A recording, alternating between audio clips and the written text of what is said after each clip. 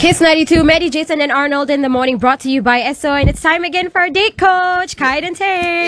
Hello, good morning, everyone. How's it going, man? Very good. So what you going to tell us all about today, Kydon? How to get over your ex. Good information to have. That deserves a good cheer. Yeah. Okay, but before I share my tips, I just like to go around the table. I think everybody has exes and everybody has tried to get over their ex That's before. true. Yep. True. So let's like to go around and you guys can start sharing what you do. Yep.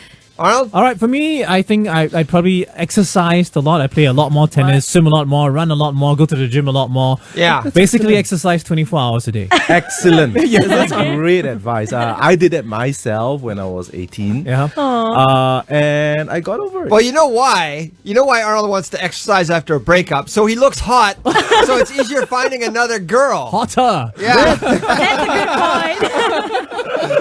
That's why everybody exercises after they break That's up. exactly right. It's like, I got to get in shape if I want to find someone. You grow fat in a relationship. You do. You get have to complacent. exercise and look good again. To That's go right. in a new Okay. relationship. That's right. Grow fat again. Yeah. Right. The cycle of life. I mean, there's a secondary purpose, right? It kind of keeps your mind off things as well. Yeah. Because the adrenaline is flowing. Yeah. But it's secondary. Yeah. Okay. You turn the sadness to anger.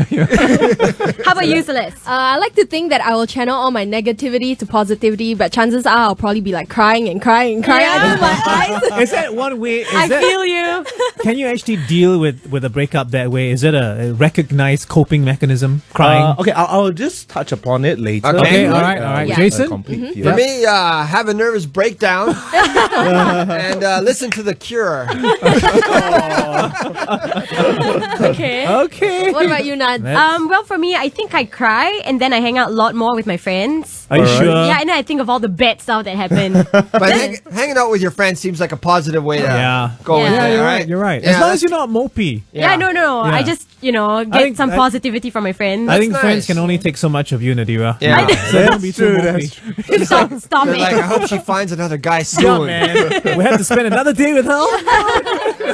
Hey, that's not true. I'm not Okay, that alright. happy. So how are we doing, Kydon? So, what I like to share, right, is there's actually a stages of grief. I think I touched upon this before. And there's 5 of them. The first one is denial, anger, bargaining, and then acceptance and depression. Right. So I'm curious, like nobody said bargain, like, oh, I'll talk to him and I'll cry and I'll promise him I'll change. Oh yeah, I mean you do that first, but once it's over, once it's like That's really, where really bargaining over, comes in. All right. and then you cry. And you finally accept that Yeah. it's over and he's Yeah. not going to take me back. And Yeah. okay, then I cry. Yeah. All right.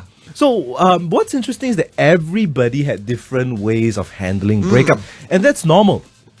And that's how you use the stages of grief as well, because everybody has different stages at different times. That's right. So it doesn't mean you will start off with denial or anger. No, you can be angry first, and you do your crying or your smashing of pillows. Yeah. Then you do your bargaining and you beg him for forgiveness. Yeah. Then you move on and so on. So what I always tell my clients is that when you understand like what you're going through, and this is normal and it's a process, and you can see the end, then it becomes easier to move on from the relationship. Kydon, I got a question. Yep. Is it ever a good thing to do to beg someone to take you back? Because it seems to me you give so much power to that person and the relationship would never be in balance again.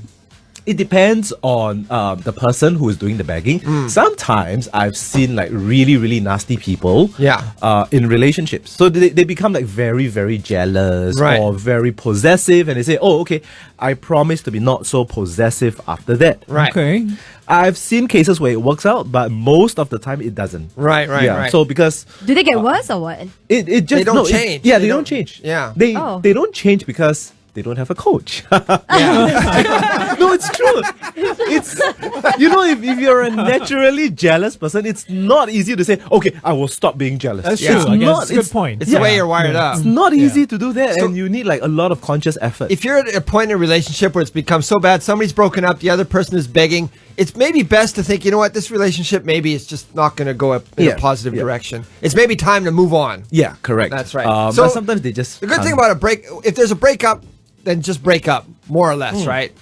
If you're at I the point agree. where you're breaking up, that's probably time to call it quits. Yes. And quit thinking about it, quit obsessing over it. Okay. Yes. Yes. But I mean, what I want to ask you, Kydon, is okay. We talked about the different stages, right? So, Yep. is there a specific coping mechanism for each stage? Let's say I'm in the denial stage right All right, now. okay. What would your advice be? Okay. One of my favorite coping mechanism is actually to write things out. Right. Yes, that works. Actually, yeah. I think that Yeah. works. It does? It really. A nasty letter? Yeah. Yeah. Okay. I've got some techniques that I like, but it usually concerns writing. It's writing to him or her and writing from their perspective. You write things out, Right. and you don't have to show it to me, but oftentimes I just bring my clients down, and 1 hour I just make them write, and then I just sit and watch. Yeah. Yeah. And when you write things out, it's different from talking and For different sure. from thinking. Because you get to say whatever you want, and you Yeah. don't have your partner being there, Yeah, and like- arguing with you. Yeah, exactly. Yeah. And writing actually accesses, I mean, on a scientific note, Yeah. it accesses the different part of the brain Yeah. from speaking and thinking. Okay. Yeah, and it makes you clearer. It about makes what you want. organize your thoughts and put them in a logical order, and Exactly. it makes you make your thoughts make sense. Exactly. Yeah. Hopefully, if you can't put your thoughts together in writing, then maybe you've got more serious issues. You need more time. Yeah. Some people actually need a lot of time to figure out, when they write, then they can figure out what was actually going on in the relationship. It's true. And how to move on. Yeah. So I'll get them to bargain on paper. I'll get them to deny on paper. I'll get them to be angry on paper. Yeah. And the other thing is, it's important to use correct words. Right. So I actually list out a whole list of feelings words. Like, give us an anger. example.